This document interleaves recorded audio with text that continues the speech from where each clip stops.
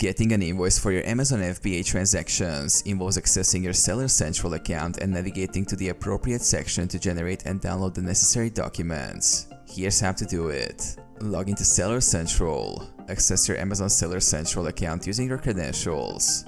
Go to Reports. Navigate to the Reports tab located on the top menu. Select Payments. From the drop-down menu, select Payments. This will take you to the Payments dashboard, where you can view all transactions related to your account. Generate a transaction report. On the Payments dashboard, click on Date Range Reports or Transaction View to create a report for a specific date range. Specify the period for which you need invoices. Download the report.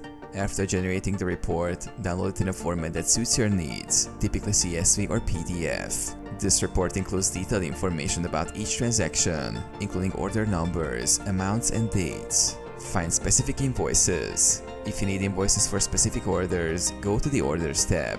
Select Manage Orders and search for the order number or date range. Click on the Invoice button next to the relevant order to download or print the invoice. Use third-party tools. Consider using third-party accounting software or services that integrate with Amazon Seller Central to automatically generate and organize your invoices.